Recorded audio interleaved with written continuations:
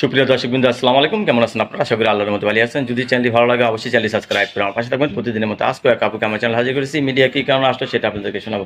আসসালামু আলাইকুম আপু, ওয়ালাইকুম সালাম। খুব ভালো আছেন? আছি, আল্লাহ রাখছে কোনো রকম। স্বামী? স্বামী ভালো ছিল না, 2 মাস বাজার ছিল, সংসার ছিল। যে কতদিন ধরে স্বামী ছাড়া? আমি আমার স্বামীর সাথে 2 মাস ছিলাম। 2 মাস ছিল? ও ছেলে মেয়ে হয় না তাহলে? না না। ও ইনটেক? হুম। মাশাআল্লাহ। কি কাজ করেন আপনি? আমি বাসা বাড়িতে কাজ করি। বাসা বাড়িতে কাজ করেন না? এখন কি আবার বিয়ে শাদী বসবেন? হ্যাঁ, বিয়ে বাসার ইচ্ছা আছে দেখেই তো আমি প্রতিবেদনের সামনে গেছি। বিয়ে বসার ইচ্ছা আছে, এর জন্য প্রতিবেদনের সামনে আসছেন না?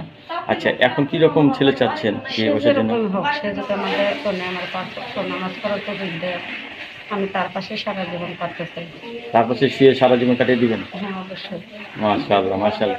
আপনি কি সাজগোজ পছন্দ করেন? স্বাস্থ্য পছন্দ করলে কি হবে? স্বামী না থাকলে সাইজে কি হইব? ও, স্বামী নেই, সাজ নেই।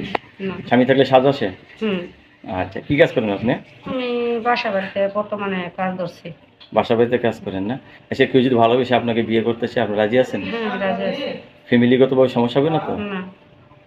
লেখাপড়া করছেন কিছু? হুম। লেখাপড়া করছেন? হ্যাঁ। কোন পর্যন্ত?